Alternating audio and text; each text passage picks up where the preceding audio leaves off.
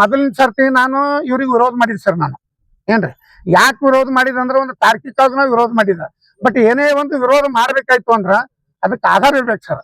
ಅವ್ರ ಬಳಿ ಆಧಾರನೇ ಇಲ್ಲ, ಏನೂ ಇಲ್ಲ. ಸುಮ್ಮನೆ ತಿಂದಿದಾನಂತ ಅವ್ರು ಎಲ್ಲಿ ಹೇಳಿಲ್ಲ, ಭ್ರಷ್ಟಾಚಾರ ಮಾಡ್ಯಾರಂತೂ ಹೇಳಿಲ್ಲ. ಆದ್ರೆ ಇವ್ರು ಏನೋ ಹೊಡ್ಕೊಂಡು ಹೋಗ್ಯಾರಂತ ಹೇಳಿಲ್ಲ. ಅವ್ರದ್ದು ಒಂದು ಆರೋಪ ಏನದ ಸರ್, ಟೈಮ್ ವಿಳಂಬ ಆಗ್ಯದ, 10 ವರ್ಷ ಲೇಟ್ ಆಗ್ಯದ. 10 ವರ್ಷ ಲೇಟಕ್ಕೆ ಮೆಂಬರ್ಗಳನ್ನು ಅದಕ್ಕೆ ಕಾರಣೀಭೂತರ. ದುಡ್ಡು ಭಾಳ ಮಂದಿ ಎಲ್ಲರೂ ತುಂಬೋರು ತುಂಬಲಿಲ್ಲ. ಅವರೆಲ್ಲ ಕರೆಕ್ಟ್ ತುಂಬಿದ್ರ ಬಂದು ಇವತ್ತನ ಡೆವಲಪ್ಮೆಂಟ್ ಆಗಿ ಹೋಗ್ತಿತ್ತು. ಕೊಟ್ಟಿದ್ದಾರೆ ಸರ್, ಅವ್ರು ಕೊಟ್ಟಿದ್ದಾರೆ ಸರ್. ಕೊಟ್ಟಿದ್ದಾರೆ. ಎಷ್ಟು ಜನರಿಗೆ ಕೊಟ್ಟಿದ್ದೀವಿ ಸರ್? 40% ಇವತ್ತು ಕೊಟ್ಟಿದ್ದಾರೆ ಏನ್ರಿ. ಅದು ಅದು ಅದು ಅದು ನಾನು ಮೊದಲ ಏನಿದ್ರಿ ಸರ್, ನಾನು ಡೈರೆಕ್ಟರ್ ಇದ್ದ, ನಾನು ಮಾಜಿ ಡೈರೆಕ್ಟರ್ ಇದ್ದೀನಿ. 1 ಕೊಟ್ಟದ್ದು ನನಗರ ಗೊತ್ತಿಲ್ಲ, ಅದು ನನ್ನ ಎದುರೇ ಆಗಿಲ್ಲ ಏನ್ರಿ. ಮಾತು ಹೇಳ್ತೀನಿ ಅದೀಗ ಇಲ್ಲ. ಅದು ನೋಡಿ ಸರ್, ಕೊಟ್ಟಿದ್ರಪ್ಪ ಅಂದ್ರೆ ಅದಕ್ಕೆ ಏನಾರ ಒಂದು ಆಧಾರ ಇರ್ತಾವಲ್ಲ, ಆಧಾರ ಇರ್ತಾವಲ್ಲ ಏನ್ ಸರ್. ಏನಾದ್ರೂ ಮಾಡ್ಬೇಕಾಯ್ತು ಅಂದ್ರೆ ಆಧಾರ ಇರ್ತಾವಲ್ಲ. ನಾನು ಕೊಟ್ಟಿಲಿ ತೊಗೊಂಡಿಲ್ತೀನಿ, ನಾನು ಆರೋಪ ಮಾಡ್ತಾ ಇಲ್ಲ. ಒಂದ್ ವೇಳೆ ಕೊಟ್ಟಿದ್ದಕ್ಕ ಒಂದು ಏನಾದ್ರು ಬರವಣಿಗೆ ಆಧಾರ ಇರಬೇಕು, ಅಥವಾ ಏನಾದ್ರು ಅಗ್ರಿಮೆಂಟ್ ಇರಬೇಕು, ಅಥವಾ ರಿಸಿಪ್ಟ್ ಇರಬೇಕು, ಅಥವಾ ಏನಾದ್ರು ಇರಬೇಕು. ಇವತ್ತಿನ ದಿನ ನಾನು ಹಿಂದಿನ ಕರೆದ ನಾನು ಇರ್ಲಾರ್ದೆ ಕೊಟ್ಟಿದ್ರೆ ಅದು ನಾನು ಹೇಳ್ತಾ ಇಲ್ಲ, ಅದು ಅಧ್ಯಕ್ಷರು ಹೇಳ್ತಾರ ಅದು ಏನ್ರಿ. ಅದ್ರ ಬಗ್ಗೆ ಏನು ಇಲ್ಲ. ನನ್ನ ಹೆಸರು ನಿಜಲಿಂಗಪ್ಪ ಕೋರಳಿ, ರಾಜ್ಯ ಸರ್ಕಾರ ನೌಕರ ಸಂಘದ ವಿಭಾಗೀಯ ಉಪಾಧ್ಯಕ್ಷ. ನನ್ನ ಹೆಸರು ಎಡಿ ಭಾಷಾ, ಅಧ್ಯಕ್ಷರು ಕರ್ನಾಟಕ ರಾಜ್ಯ ಉರ್ದು ಸರ್ಕಾರಿ ನೌಕರ ಸಂಘ ಕಲಬುರಗಿ. ಇವತ್ತಿನ ಈ ಒಂದು ನಮ್ಮ ಪ್ರೆಸ್ ಮೀಟ್ ಮಾಡುವಂತ ಉದ್ದೇಶ ಏನಪ್ಪಾ ಅಂದ್ರೆ, ಸುಳ್ಳು ಆರೋಪ ಬಹಳ ಹೊರಡಿಸ್ತಾ ಇದ್ದಾರೆ. ಏನಪ್ಪಾ ಅಂದ್ರೆ, ಅವರಿಗೆ ಸುಳ್ಳು ಆರೋಪ ಮಾಡ್ಲಿಕ್ಕೂ ಏನದ ಬಹಳಷ್ಟು ವಿಷಯನೂ ಇಲ್ಲ. ಅವ್ರ ಬಳಿ ಒಂದೇ ಒಂದು ವಿಷಯಕ್ಕೆ ತಗೊಂಡ್ ತಿರುಗ್ತಾ ಇದ್ದಾರೆ. ಏನಂದ್ರೆ, ಇಲ್ಲ ಪ್ಲಾಟ್ ಏನದ 10-12 ವರ್ಷದಿಂದ ಏನದ ಯಾರಿಗೂ ಪ್ಲಾಟ್ ಹಂಚಿಲ್ಲ. ಯಾರಿಗೂ ಪ್ಲಾಟ್ ಹಂಚಿಲ್ಲಪ್ಪ ಅಂದ್ರೆ, ಅಲ್ಲಿ ನಾವು ಯಾರಿಂದ ಜಮೀನ್ ಖರೀದಿ ಮಾಡಿದ್ವು ಅವ್ರ ಜೊತೆ ಏನ್ ಅಗ್ರಿಮೆಂಟ್ ಆಗಿತ್ತಪ್ಪ ಅಂದ್ರೆ ಸೇಲ್ ಅಂಡ್ ಡೆವಲಪ್ಮೆಂಟ್, ಈ ಎರಡನ್ನು ಸೇರ್ಸ್ಕಿಸಿಂದ ಏನದ ಆ ಜಮೀನ್ ಖರೀದಿ ಮಾಡಿದೆವು. ಅದರಲ್ಲಿ ಸಮಸ್ಯೆ ಆಗ್ತಾ ಇರುವಂತದ್ದು ಕಾನೂನುವಾಗಿ ತೊಡಕ್ ಅಂದ್ರೆ ಏನೋ 10 ಎಕರೆಗಿಂತ ಹೆಚ್ಚಿದ್ರೆ ನಾವು ಏನಾದ್ರು ಸರ್ಕಾರದಿಂದ ಮಾನ್ಯತೆ ಪಡ್ಕೋಬೇಕು, ಅಥವಾ ಸರ್ಕಾರದಿಂದ ಏನಾದ NOC ಪಡ್ಕೋಬೇಕು ಅನ್ನೋಂತ ಇಂತ ಬಹಳಷ್ಟು ಸಮಸ್ಯೆ. ಆ ಒಂದು ಏನದ ದಿಶೆಯಲ್ಲಿ ಎಲ್ಲಾ ಸಮಸ್ಯೆಗೆ ಪರಿಹಾರ ಹುಡ್ಕೊಂಡು ಈಗ ಏನದ ಕೆಲವೇ ತಿಂಗಳಲ್ಲಿ ನಿವೇಶನ ಹಂಚಬೇಕನ್ನುವಂತ ಒಂದು ಸ್ಥಿತಿಯಲ್ಲಿ ಎಲೆಕ್ಷನ್ ಡಿಕ್ಲೇರ್ ಆಗಿದೆ. ಈ ಸಮಯದಲ್ಲಿ ಅವ್ರು ಯಾವುದೇ ದೋಷದೆ ಏನ್ ಮಾಡವ್ರಪ್ಪ ಅಂದ್ರೆ, ಇವ್ರ ತಮ್ಮನ ಮಗನಿಗೆ ತೆಗೆದುಕೊಂಡು ಏನದ ಒಂದು ದೊಡ್ಡ ನಾಟಕ ಶುರು ಮಾಡವ್ರೆ. ಅಶೋಕ್ ಹೊನ್ನಳ್ಳಿ ಅವರಿಗೆ ತಗೊಂಡು ಎಂತ ನಾಟಕ ಅಂದ್ರೆ, ಅವ್ರ ಅಣ್ಣನ ಮಗನಿಗೆ ತಗೊಂಡಪ್ಪ ಅಂದ್ರೆ ಅನ್ನೋದು ಎಲ್ಲರಿಗೆ ಒಂದು ವಿಶ್ವಾಸ ಬರ್ತಿದೆ. ಇದು ತಪ್ಪು.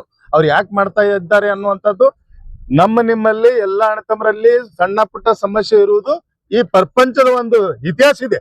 ಇದೇನು ಹೊಸದಲ್ಲ.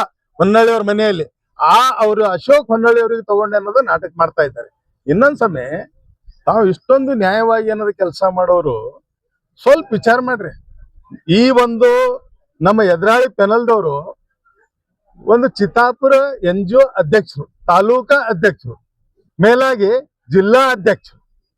ಒಂದ್ ತಾಲೂಕಿನಲ್ಲಿ ಇನ್ನೊಬ್ಬರಿಗೆ ಅಧ್ಯಕ್ಷ ಸ್ಥಾನ ಕೊಡ್ಬೋದಾಗಿತ್ತಲ್ಲ.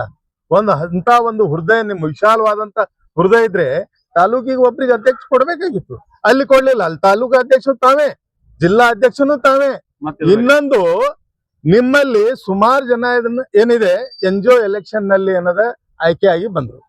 ಆಯ್ಕೆ ಆದಂತ ವ್ಯಕ್ತಿಗೆ ಏನದ ತಿರಸ್ಕರಿಸಿ ಸೋಲುಂಡಿರುವಂತ ವ್ಯಕ್ತಿಗೆ ಅಂದ್ರೆ ಎಲ್ಲಾ ವೋಟರ್ಸು ತಿರಸ್ಕರಿಸಿರುವಂತ ಅಭ್ಯರ್ಥಿಗೆ ನೀವು ಪ್ರಧಾನ ಕಾರ್ಯದರ್ಶಿ ಮಾಡ್ತೀರಿ. ಯಾಕೆ ಸ್ವಾಮಿ?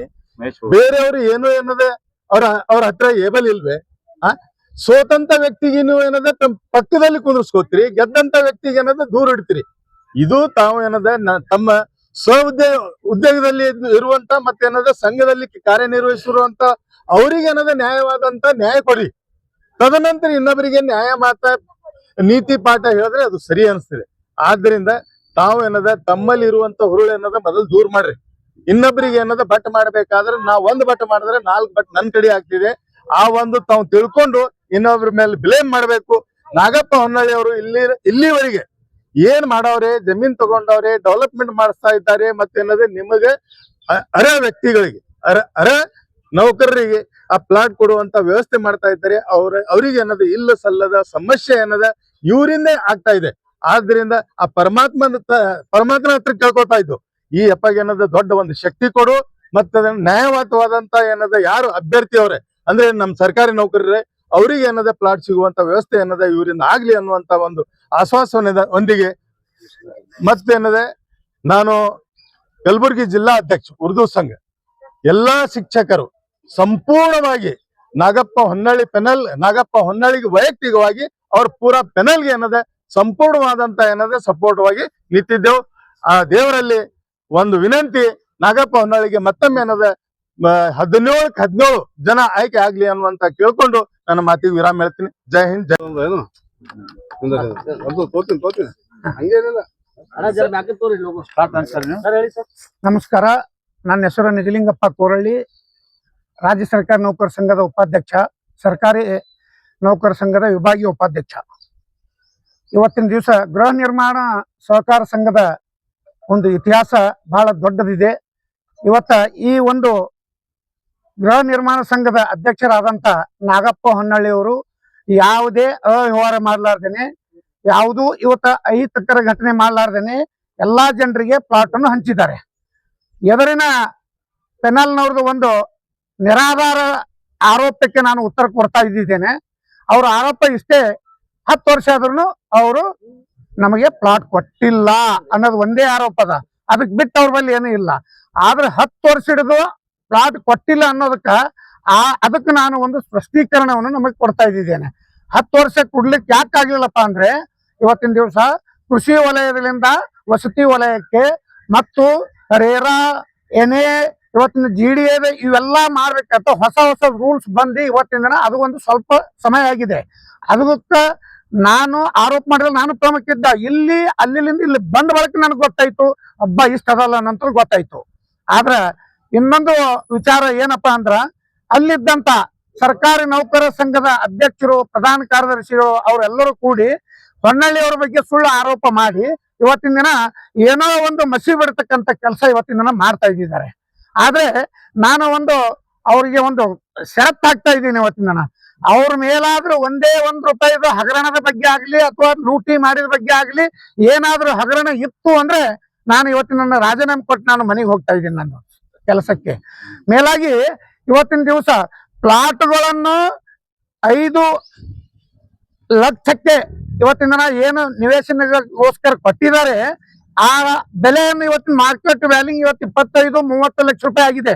ಅದೇನೋ ತಿಂದು ಏನು ಮನೆಗೆ ಹೋಗಿಲ್ಲ, ಏನು ಮಾರ್ಕೊಂಡವ್ರು ಮನೆಗೆ ಹೋಗಿಲ್ಲ, ಅದು ಏನದ ಅಲ್ಲ ಅದ ಎಲ್ಲಾ ನಿವೇಶನಗಳನ್ನು ಇವತ್ತಿನ ಕೈಕೊಂಡು ಬಂದಿದ್ದಾರ. ಮೇಲಾಗಿ ಆ ನಿವೇಶನಗಳನ್ನು ಸರಿಯಾಗಿ ಕಾಪಾಡ್ಕೊಂಡು ಬಂದಿದ್ದಾರ. ಈಗ GDA ನಲ್ಲಿ ಒಂದ್ ಸ್ವಲ್ಪ ಬಿಡುಗಡೆ ಆಯ್ತು ಅಂದ್ರೆ ಎಲ್ಲರಿಗೂ ಕೊಡ್ತಾರೆ ಇಷ್ಟೇ. ಅದು ಬಿಟ್ಟು ಆರೋಪಿಯವ್ರ ಬಳಿ ಏನದ, ಮೇಲಾಗಿ ಕುಡ್ಲಿಕ್ಕೆ ಯಾಕೆ ವಿಳಂಬ ಆಯ್ತು ಅನ್ನೋದ್ರ ಬಗ್ಗೆ ನಾನು ಮಾತಾಡ್ತಾ ಇದ್ದೀನಿ. ಕುಡ್ಲಿಕ್ಕೆ ಯಾಕೆ ವಿಳಂಬ ಆಯ್ತು ಅಂದ್ರೆ, ಎಲ್ಲಾ ಮೆಂಬರ್ಗಳು ಒಬ್ರು 1 ಲಕ್ಷ ರೂಪಾಯಿ ತುಂಬಿದ್ದಾರೆ, ಒಬ್ರು 2 ಲಕ್ಷ ರೂಪಾಯಿ ತುಂಬಿದ್ದಾರೆ, ತುಂಬಲಾರ್ದೆ ಹಂಗೆ ಕೂತಿದ್ದಾರೆ. ಅವೆಲ್ಲ ದುಡ್ಡು ಬರ್ಬೇಕಲ್ಲ, ದುಡ್ಡು ಬರ್ಲಾರ್ದೆ ಇವ್ರ ಮನಿ ದುಡ್ಡು ಇದು ಹಾಕ್ಬಿಡ್ಬೇಕಾ? ಆ ದುಡ್ಡು ಬಂತು ಅಂದ್ರ ಅದೆಲ್ಲಾನು ಇವತ್ತಿನ GDA ಒಯ್ದು ಕೊಟ್ಟು ಅದು ಬಿಡಿಸ್ಕೊಂಡು ಬಂದು ಡೆವಲಪ್ಮೆಂಟ್ ಮಾಡ್ತದ.